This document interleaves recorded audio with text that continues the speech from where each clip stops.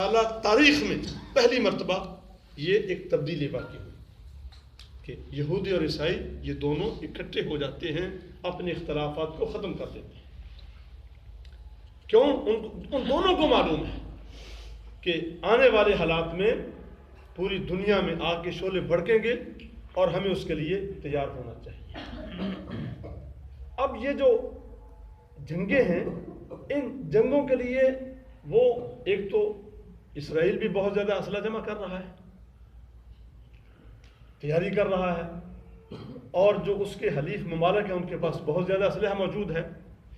اس کے ساتھ ساتھ وہ مسلمانوں کی جو طاقت ہے، اس کو وہ کمزور کر رہے ہیں۔ مسلمان ملکوں کے اندر پہلی بات تو یہ ہے کہ ان پر جتنا ہمارے اوپر ہولڈ ہے یہ یہود و نصارہ کا ہے، لیکن اس کے باوجود کہ ہمارے یہاں پالیسیاں ان کی ہیں، بجٹ وہ بناتے ہیں۔ ہمارے ہاں ہم کہتے ہیں کہ یہ مہنگائی آ گئی، تو مہنگائی جو ہے اس کا سبب بھی وہی ہے۔ ہمارے ہاں دہشت گردی ہے، اس کا سبب بھی وہی ہے۔ آپس میں جو مسالک کی لڑائی ہے، اس کا سبب بھی وہی ہے۔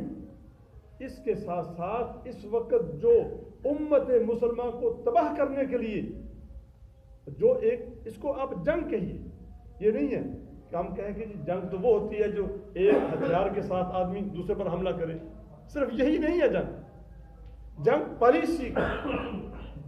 پالیسی کا اور دوسرے کے خلاف سازش کرنے کا، اس کو کمزور کرنے کا، اس کو ختم کرنے کا نام بھی جنگ ہے۔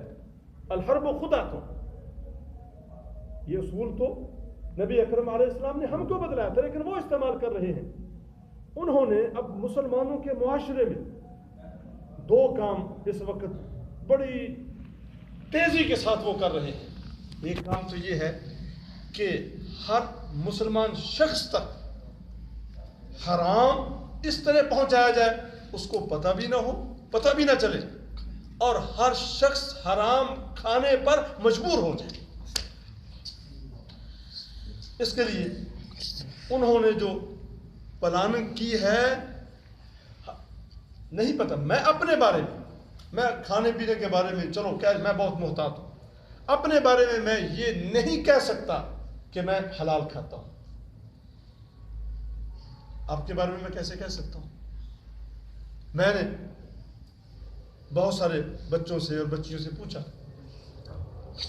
ہمارے یہاں ایک چاکلیٹ ہے کیڈبری، جس کے بڑے بڑے اشتہار ہمارے ادھر اسلام آباد لاہور میں ادھر بھی اور ٹیلی ویژن پر بھی آتے ہیں، ڈیری ملک جس کا نام ہے۔ اب یہ جو چاکلیٹ ہے یہ خنزیر سے بنائی جاتی ہے، اس کا جو پروسیس ہے وہ یعنی اس کی ویب سائٹ پر وہ موجود ہے۔ اب کسی آپ نوجوان بچے سے، کسی بچی سے جو میڈیا کو استعمال کرتے ہیں، واٹس ایپ کو استعمال کرتے ہیں، آپ اس سے پوچھیں کہ آپ نے کیڈبری کھائی ہے، وہ کہیں گے ہاں ہم نے کھائی ہے اور ہمیں بہت پسند ہے۔ اب کیا ہے؟ یعنی خنزیر سے بنی ہوئی پروڈکٹ نہ صرف یہ کہ ہمارے ملک میں بلکہ ہم کو کھلائی جا رہی ہے۔ جو دودھ ہے، اب دیکھیں جو کھانے پینے کی بڑی بڑی جو اشیاء ہیں، اس پر ہولڈ کس کا ہے؟ ہمارے ملک میں زراعت کمی ہے، دودھ کی کمی ہے، بھینسوں کی، گایوں کی کمی ہے، لیکن جو ہمارے بڑے بڑے فارم ہیں وہ اور بڑی بڑی فیکٹریاں فوڈز کی، ان کے اوپر ہولڈ کس کا ہے؟ ہولڈ اس کے اوپر یہودیوں کا ہے۔ وہ ہمارے پانی ہم کو مہیا کرتے ہیں، اب جو ہم منرل واٹر جس کو کہتے ہیں یہ ہم پیتے ہیں، نیسلے کا پانی یہودیوں کی کمپنی ہے۔ کیا انہیں کیا غرض ہے کہ وہ ہمیں صاف شفاف پانی پلائیں؟ اب آپ سفر کرتے ہیں، میں جا رہا تھا تو راستے میں گاڑی کو روکا، میں پوچھا جی آپ کے یہاں کوئی بچہ ہے؟ گاڑی میں کوئی بچہ نہیں۔ کیا بات ہے؟ ہم نے اس کو پولیو کے قطرے پلانے ہیں، اور پولیو کے قطرے جو ہیں اس کو کون دنیا میں ڈونیٹ کر رہا ہے؟ پوری دنیا میں کیا ہمارے اتنے خیر خواہ یہ لوگ کیسے ہو گئے کہ ایک ایک بچے، بلکہ بڑے جو ہیں، آپ کو پتہ ہے کہ کچھ ممالک پر پابندی ہے کہ ان ممالک میں سے جو شخص بھی جائے گا ایئرپورٹ پر اس کو بڑے عمر کا ہے اس کو بھی قطرے پلائے جائیں گے۔ یہ تو بچوں کو پلاتے ہیں۔ اب میں گیا ہوں مدینہ منورہ، میرے منہ میں بھی قطرے ڈالے گی. جتنے بھی عمرے کے لیے جاتے ہیں, حج کے لیے جاتے ہیں, یہ چھوٹے بچے کے لیے پولیو کے قطرے ہوتے ہیں. اب بڑوں کا اس سے کیا تعلق ہے؟ یہ چوہے کے جگر سے یہ پولیو کے قطرے تیار کیے جاتے ہیں, اور ان کی یہ سازش ہے کہ ہر مسلمان کے حلق اور جسم میں یہ پہنچ جائے اور حرام سے کوئی بھی نہ بچ سکے. مجھے پتا تھا, میں نے تھوک دیا, نکال دیا اس کو, لیکن اب کسی کو تو نہیں پتا کہ یہ مجھے کیا پلا رہے ہیں, یہ مجھ کو کیا دے رہے ہیں. انہوں نے سب سے پہلے ہمارے یعنی ہم سے رزق حلال, جس کا اللہ تعالیٰ نے قرآن مجید میں انبیاء کو مخاطب کیا, یا ایھا الرسل کلوا من الطیبات واعملوا صالحا, کہ اے میرے انبیاء حلال کھاؤ گے تو نیک عمل کرو گے, حلال نہیں تو پھر نیکی نہیں ہے. یا ایھا الناس کلوا مما فی الارض حلالا طیبا, اے لوگو. اس میں اللہ نے اہل ایمان کو مخاطب نہیں کیا, بلکہ کس کو مخاطب کیا ہے؟ کافروں کو بھی مخاطب کیا ہے, اس لیے کہ حلال کافروں کی بھی ضرورت ہے. کافر اگر حلال نہیں کھائیں گے, وہ خنزیر کھاتے ہیں, تو کیا اس سے بیماریاں نہیں پیدا ہوتی؟ اس سے بیماریاں انسانی معاشرے میں پیدا ہوتی ہیں. اللہ نے ان کو مخاطب کیا کہ تمہارے لیے بھی حلال ضروری ہے, اپنے آپ کو تو کم از کم بچاؤ. اور پھر اللہ تعالیٰ نے اہل ایمان کو مخاطب کیا, یا ایھا الذین آمنوا کلوا من طیبات ما رزقناکم واشکروا للہ.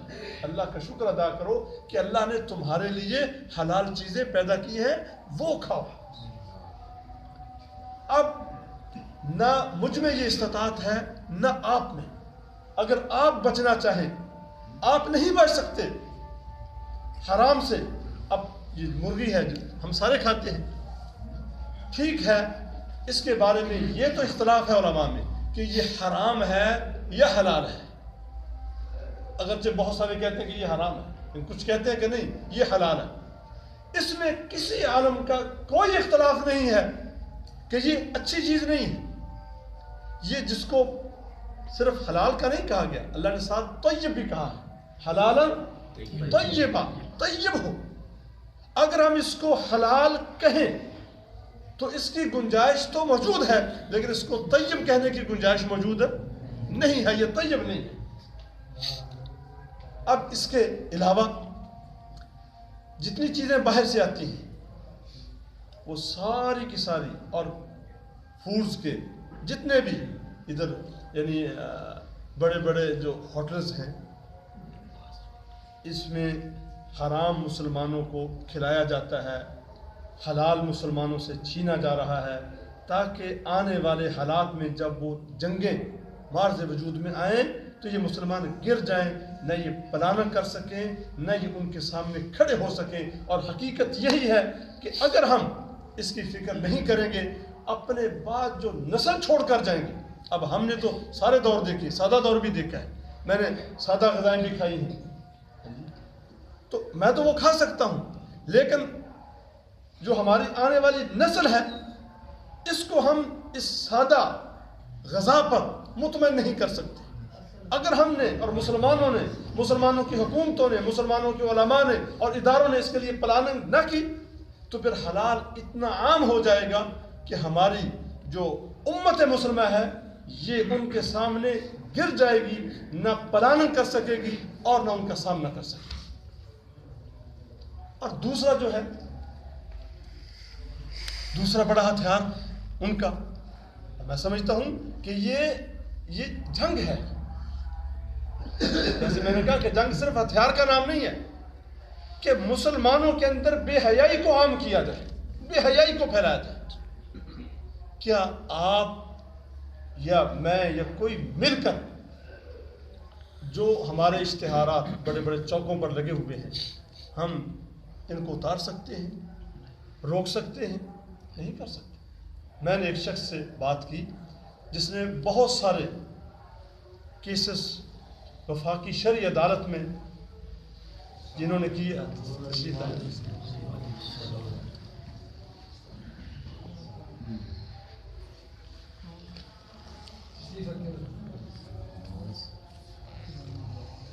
ہماری جماعت کی عظیم شخصیت, ملک بھر کی نامور شخصیت فضیلت الشیخ محمد شریف چکمانی صاحب ملتان سے تشریف لائے ہیں، مرکز ابن قاسم کے مدیر ہیں. ہم نے صاحبال تشریف لانے پر اور اس مرکز میں آنے پر خوش آمدید، اہلا و سہلا، مرحبا کہیں. میں نے اس سے بات کی بھی، آپ ایسے ہے کہ ہم آپ سے تعاون کریں گے، یہ جو اشتہارات لگے ہوئے ہیں آپ ان کے خلاف وفاقی شرعی عدالت میں جائیں. اس کا جواب کیا تھا؟ اس نے کہا کہ خواتین کا جو بل پاس ہوا پنجاب اسمبلی سے اس کے خلاف ہم گئے ہیں، ہمارا کیس لے لیا گیا ہے. سود کے خلاف ہم گئے ہیں، ہمارا کیس لے لیا گیا ہے. لیکن جب میں نے اس کے بارے میں بات کی تو عدالت نے کہہ دیا کہ ہم اس سلسلے میں آپ کا کیس نہیں لے سکتے.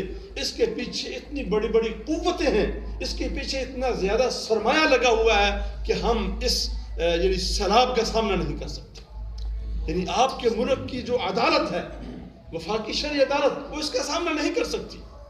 ان اشتہارات کے خلاف وہ فیصلہ نہیں دے سکتی، بلکہ کیس بھی نہیں لے سکتی. آپ بتلائیں کہ ایک طرف جو بے حیائی کو فروغ دے رہے ہیں ان کی سرپرستی بھی کی جا رہی ہو، حکومت بھی ان کے ساتھ ہو. اب جو تقریباً 2 ہفتے پہلے کی خبر ہے کہ انڈیا کی فلموں کی پاکستان میں نمائش کرنے کی حکومت نے اجازت دی تھی. اب اندازہ کریں کہ وہ ہمارا کتنا بڑا دشمن ہے اور کشمیر میں کیا کچھ کر رہا ہے. ہمارے ملک کا اکثر بجٹ وہ پاک بھارت کے درمیان جو ٹینشن ہے اس پر وہ خرچ ہو رہا ہے. اگر اس سے ہمارا تنازع ختم ہو جائے تو ہمارا ملک کہیں کا کہیں چلا جائے. لیکن جو ثقافتی حملہ ان کی صرف یہی نہیں کہ گانے ہوتے ہیں یا بے حیائی ہوتی ہے، اس کے ساتھ ان کا عقیدہ بھی ہوتا ہے. وہ اپنے گروؤں کو، مندروں کو اور جو ان کے بھگوان ہیں ان کا نام لیتے ہیں، ان کا ورد کرتے ہیں، ان کا ذکر کرتے ہیں. وہ ہم کو عقیدہ بھی اپنا وہ بھی دیتے ہیں، بے حیائی بھی نشر کرتے ہیں، ذہنوں کو بھی خراب کرتے ہیں. تو ہم کیسے ان کا مقابلہ کر سکتے ہیں؟ کیسے ہم ان کے سامنے کھڑے ہو سکتے ہیں؟ کیسے ہم ان کے خلاف جنگ لڑ سکتے ہیں؟ ثقافتی اعتبار سے یعنی یا ثقافت کے نام پر اس امت کو اتنا کمزور کیا جا رہا ہے کہ آنے والے وہ حالات جن کی طرف میں نے اشارہ کیا ہے، یہ امت ان کے سامنے کھڑی نہ ہو سکی. اب ان کے پیچھے کون ہے؟ ان کے پیچھے پوری دنیا ہے. این جی اوز ہیں جن کے پاس لامحدود سرمایہ ہے. وہ جو چاہیں ہمارے ملک میں وہ خرچ کرتے ہیں اور لوگوں کو خریدتے ہیں. اس حد تک لوگوں کو خریدتے ہیں، آپ نے سنا ہوگا پچھلے دنوں میں کچھ لوگوں کو گرفتار کیا گیا جو سوشل میڈیا پر نبی اکرم علیہ السلام کی توہین کر رہے تھے، اور وہ سارے کے سارے مسلمان ہیں. انہوں نے ایسی شرمناک باتیں شیئر کی ہیں کہ ان کو بیان نہیں کیا جا سکتا. لیکن ان کے ضمیر کو انہوں نے خریدا. یہاں کی جو این جی اوز ہیں انہوں نے ان کو خریدا. جب ان کو گرفتار کیا گیا تو سڑکوں پر این جی اوز آ جاتی ہیں اور مظاہرے کرتی ہیں ان کے حق میں. ان کے پاس اتنا سرمایہ ہے کہ آپ تصور بھی نہیں کر سکتے. ان کے پاس اتنی پلاننگ ہے، آپ کی سوچ سے بھی وہ باہر ہے. اب ہمارے ہاں مدارس میں یہ ابواب تو پڑھائے جاتے ہیں، کتاب الفتن اور کتاب الملاحم، لیکن اس کی پلاننگ نہ حکومت کے پاس ہے، نہ مدارس کے پاس ہے، نہ اس کے لیے کوئی اور ادارہ ہے، اور نہ دینی جماعتیں. ان کی یہ سوچ ہے. دینی جماعتوں میں اس وقت جو شعور ہے وہ یہی ہے کہ جن کی بات کو سنا جاتا ہے بس وہ حکومت کے ساتھ کسی نہ کسی اعتبار سے ان کے ایسے روابط ہیں کہ اگر کوئی بات ہوتی ہے تو وہ بھی کسی مفاد کی بنیاد پر ہوتی ہے، حقائق پر مبنی نہیں ہوتی. دینی جماعتیں اس سلسلے میں جو سیاسی ہیں وہ کردار ادا نہیں کر سکتی. ہمارے سامنے ہے مجلس عمل کا انجام کیا ہوا. اگر مجلس عمل اپنے اصولوں پر اب تک چلتی رہتی تو آج اس کی حکومت ہوتی.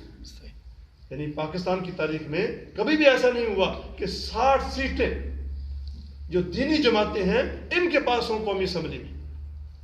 اتنی بڑی کامیابی کے بعد انہوں نے یعنی اپنی اس سیاست کو اپنے مفادات کی بنا پر اس کو دفن کر دیا، اختلافات پیدا کیے اور مجلس عمل کو عملی طور پر ختم کر دیا. اگر ہم دینی جماعتوں سے یہ توقع رکھیں تو دینی جماعتیں یہ کام نہیں کر سکتی. ان کی آواز کو سنا جاتا ہے اور میڈیا ان کی آواز کو کوریج دیتا ہے، لیکن ان کو یہ شعور نہیں ہے یا ان کو یہ ہوش نہیں ہے یا ان کا یہ فیلڈ نہیں ہے کہ وہ امت مسلمہ یا اہل پاکستان کی صحیح ترجمانی کریں اور اس ملک کی اخلاص کے ساتھ صحیح خدمت کرے. یہ ان کا مقصد نہیں ہے. ان کے مقاصد جو ہیں جہاں کوئی لگا ہوا ہے، جہاں کسی سے کوئی فائدہ حاصل ہو رہا ہے، بس اس کی ساری توجہ اسی مفاد پر ہے. قوم کے مفاد پر، دین کے مفاد پر، امت کے مفاد پر ان کی کوئی توجہ نہیں ہے. اب جو مدارس ہیں، ظاہر بات ہے مدارس کا بجٹ انتہائی محدود ہے. اور آپ سب جانتے ہیں کہ قومی ایکشن پلان کے تحت ہر مدرسے کے اوپر نہیں، ہر مسجد کے اوپر اور ہر جو درد دل رکھنے والا صحیح معنوں میں لوگوں تک حقیقت کو پہنچانے والا ہے، اس کے اوپر کیمرہ ہے.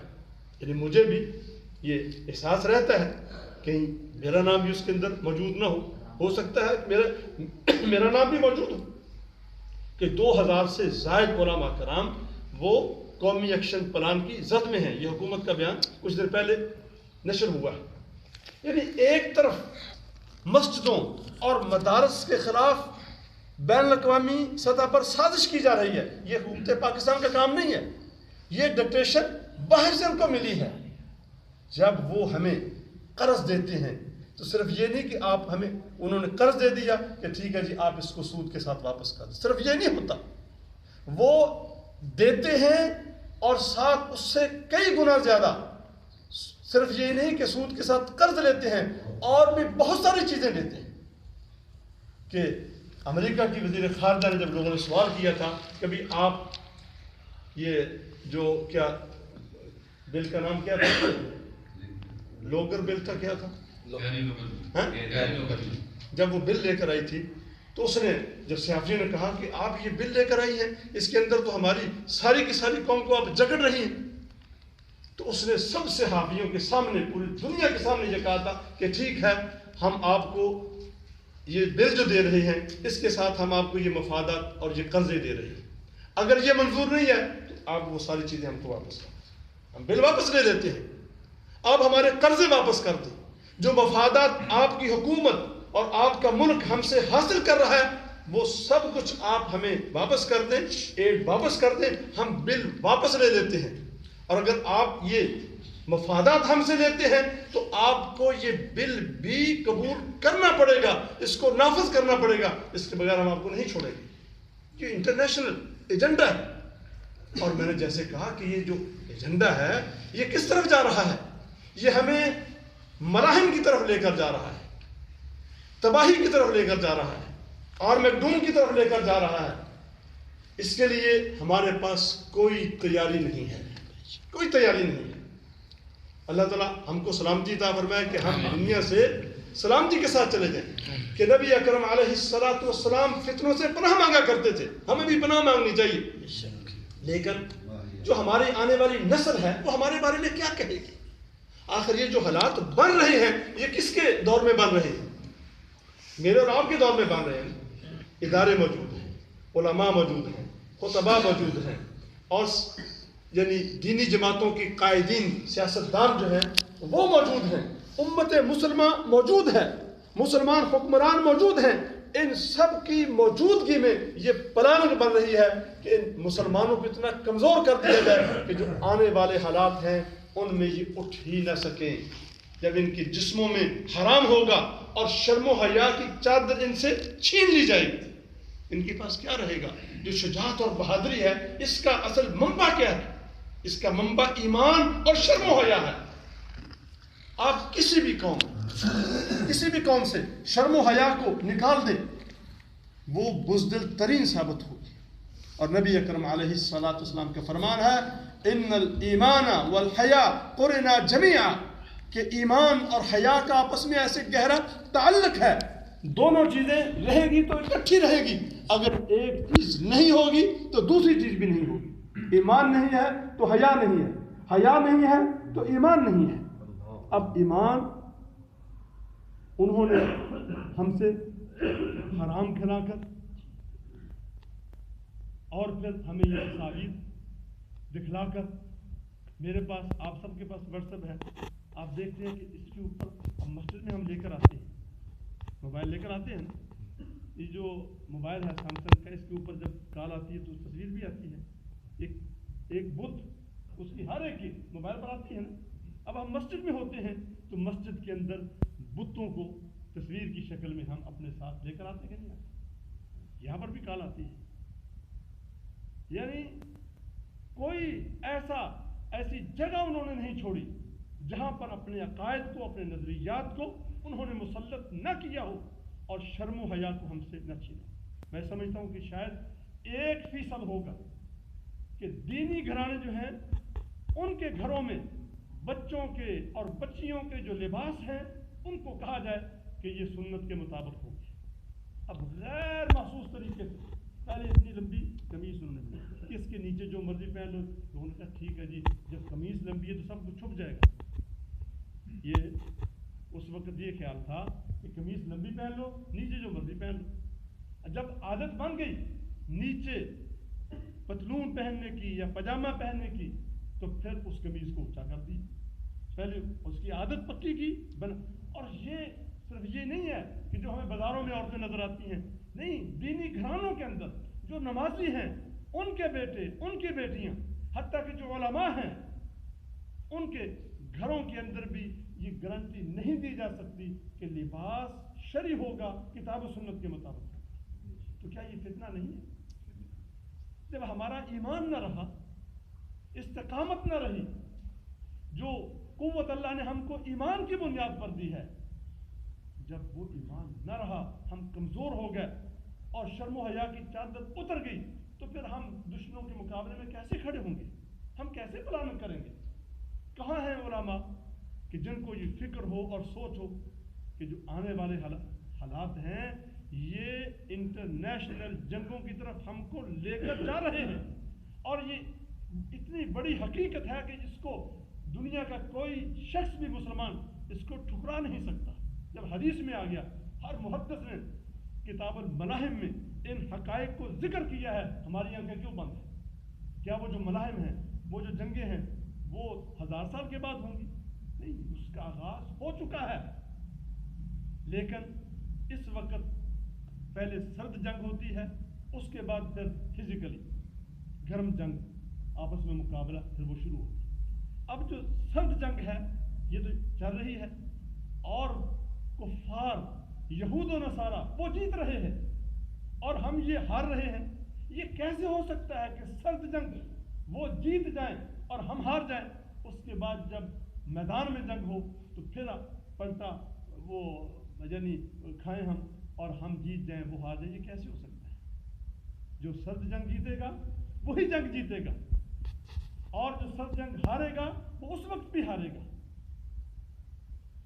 اب یہ انتظار کرنا کہ امام مہدی آئیں اور وہ حالات کی اصلاح کریں گے اور وہ ہماری قیادت کریں گے، میں سمجھتا ہوں یہ خام خیالی ہے. ایک دفعہ میں نے اس طرح کا مذاکرہ سنا، کسی نے ڈاکٹر اسرار رحمہ اللہ سے سوال کیا کہ جی حالات تو آپ ایسے دیکھتے ہیں کہ جو سیاسی حالات ہیں مسلمانوں کے، یہ اس وقت انتہائی نازک ہیں اور اس کا کوئی حل ہمیں نظر نہیں آ رہا. انہوں نے جواب دیا کہ امام مہدی آئیں گے اور وہ ٹھیک کریں گے. یہ جواب ہوگا نا؟ اس کا مطلب یہ کہ امام مہدی مکلف ہے. اتنی بڑی امت، اتنی حکومتیں، اتنے علماء اور اتنے ادارے، ہم مکلف نہیں؟ کیا ہم شرم و حیا کے بارے میں ہر شخص اپنے اپنے دائرہ کار میں، اپنے محلے میں، اپنے دوست و احباب میں یہ آواز نہیں اٹھا سکتا کہ بھائی اپنے لباس کی فکر کرو، لباس کی فکر کرو؟ لباس اتر گیا تو شرم و حیا اتر جائے گا. ينزع عنهما لباسهما ليريهما سوآتهما. جب شیطان نے اماں جی کو اور بابا جی کو جنت سے نکالا تھا تو کیا کیا تھا؟ یہ لباس جنت سے نکلوا، وہ چھین رہا ہے ہم سے لباس. ينزع عنهما لباسهما. اور رب کائنات نے فرمایا یا بنی آدم قد انزلنا علیکم لباسا، ہم نے تم پر لباس کو نازل کیا ہے. لباس اوپر سے نہیں گرتا، لباس زمین سے اگتا ہے. زمین سے اللہ تعالیٰ کہتے ہیں ہم نے اوپر سے نازل کیا ہے، اس لیے کہ جو چیزیں زمین سے پیدا ہوتی ہیں اور ان کی اہمیت بہت زیادہ ہے. اللہ تعالیٰ یہ نہیں فرماتے کہ انبتنا لکم ھذا، اللہ تعالیٰ فرماتے انزلنا علیکم، کہ یہ اسپیشل وہ چیز ہے جو ہم نے اوپر سے بھیجی ہے اگرچہ زمین سے ہوئی ہے. وانزلنا الحدید فیہ بأس شدید، کہ لوہا جو ہے، آج دیکھ لیجیے، آج جس کے پاس لوہا ہے، ٹیکنالوجی ہے، جس کے پاس اسلحہ ہے، وہ دنیا میں سب سے زیادہ طاقتور ہے. اللہ نے 1400 سال پہلے ہم کو سمجھایا تھا کہ ہم نے لوہے کو نازل کیا ہے. یعنی اس میں ہمیں سمجھنا چاہیے اشارہ کہ یہ خاص چیز ہے، اس کے اوپر کامیابی کا دار و مدار ہے، اس سے فائدہ اٹھانا چاہیے. لیکن ہم نے فائدہ نہیں اٹھایا. جنہوں نے فائدہ اٹھایا پھر اس وقت دنیا پر ان کا ہولڈ ہے اور ہم ان کے سامنے مغلوب ہیں. اسی طرح اللہ تعالیٰ نے لباس کا ذکر کیا ہے کہ یہ ہم نے تمہارے اوپر نازل کیا ہے اور یہ ایک بہت خاص چیز ہے، اس کو سنبھال کر رکھو گے. لباس یہ نہیں ہے جو اس وقت ہم بازاروں میں دیکھتے ہیں. لباس وہ ہے جو یواری سوآتکم وریشا، دو چیزیں بیان فرمائیں، تمہارے شرم گاہوں کو ڈھانپنے والا، جسم کو ڈھانپنے والا، اور خوبصورتی کا باعث. آج کل کیا ہے؟ آج کل لباس سے صرف خوبصورتی دی جاتی ہے. جو پہلی چیز بیان کی گئی ہے یواری سوآتکم، اس کی طرف توجہ نہیں ہے. تو میرے بھائیوں، یہ جو حالات ہیں موجودہ، اور حرام کھلانے کا ایجنڈا کہ ہر مسلمان حرام کھانے پر مجبور ہو جائے، اور کھانے پینے کی تمام چیزوں کے اندر ملاوٹ موجود ہے، الا یہ کہ جو آدمی خود اپنے گھر میں سب کچھ تیار کرے اور کھائے پیے اور بازار سے کوئی چیز نہ لے، وہ بچ سکتا ہے. جو آدمی بازار سے خریدے گا کسی نہ کسی اعتبار سے اس تک ضرور حرام پہنچے گا. اور یہ شرم و حیا، یہ دونوں چیزیں حلال اور حیا، ان کو اگر ہم سنبھال لیں، ہم اللہ کے فضل و کرم سے ایک طاقتور قوم ثابت ہوں گے، اور کسی بھی میدان میں ہم دشمن کے سامنے کھڑے ہو سکتے ہیں. اگر ان دو چیزوں کو ہم نہ سنبھال سکے تو پھر ہم اپنے دشمنوں اور ملت اسلامیہ کے دشمنوں کے سامنے کھڑے ہونے کے قابل نہیں رہیں گے. تو ہمیں چاہیے کہ ہم اپنی جو ذمہ داری ہے اس کو ادا کریں. علماء، خطباء، لکھنے والے مصنفین اس کو لکھیں، اور خطبوں میں اس موضوع کو بیان کیا جائے، اور گھروں میں اس کی تلقین کی جائے، اداروں میں ہر شخص اپنے اوپر فرض قرار دے. میں سمجھتا ہوں کہ جہاد وقت کی ضرورت کے مطابق ہوتا ہے. جس دور میں جو فتنہ ہو اس فتنے کے سامنے کھڑا ہونا جہاد ہے. آج کل جہاد صرف یہ نہیں ہے کہ ہم کلاشنکوف کے ساتھ کہیں کہ ہم جہاد کا مقابلہ کریں گے. آج کل جہاد یہی ہے، ہم دشمنوں کی سازشوں کو سمجھیں اور ہم اس کا توڑ کریں، اور ان کا مقابلہ کریں، ان کی سازشوں کو ناکام کریں. اگر ان کی سازشیں ناکام ہو جائیں گی، اللہ کے فضل و کرم سے یہ امت مسلمہ جیت جائے گی. کم از کم یہ ہے کہ ہم اپنا فرض ادا کرنے والے تو بنیں گے. اگر ہم نے اس فرض کو ادا نہ کیا تو یہ امت نہیں رہے گی، اور پھر قیامت کے دن اللہ تعالیٰ کی بارگاہ میں ہم سے پوچھا جائے گا کہ تمہارے سامنے یہ پلاننگ ہو رہی تھی، تم نے اس کے جواب میں کیا کیا. اس وقت صرف ہمارا نمازیں پڑھنا، روزے رکھنا اور عبادت کرنا یہ کام نہیں آئے گا. اس لیے کہ آس پاس کے جو حالات ہیں ان کا سامنا کرنا، ان کا تجزیہ کرنا اور کلمہ حق کہنا یہ ہر شخص پر فرض ہے. دعوت فرض عین ہے اور جہاد فرض کفایہ ہے. اور حقیقت میں جو دعوت ہے یہی جہاد ہے، یہ سب سے بڑا جہاد ہے. اللہ تعالیٰ امت مسلمہ کو اتحاد اور اتفاق کی توفیق عطا فرمائے. اور جو ہمارے علماء ہیں، خطباء ہیں، دعات ہیں، اور جو ہمارے قائدین ہیں، اللہ تعالیٰ ان کو سمجھ بوجھ عطا فرمائے. اللہ تعالیٰ ان کو ہدایت عطا فرمائے کہ ان حالات کو سمجھیں، تجزیہ کریں، اور جو ان کی ذمہ داری ہے اس ذمہ داری کو ادا کرنے کی یہ کوشش کریں. وآخر دعوانا الحمدللہ. ماشاء اللہ. میں فضیلت الشیخ حافظ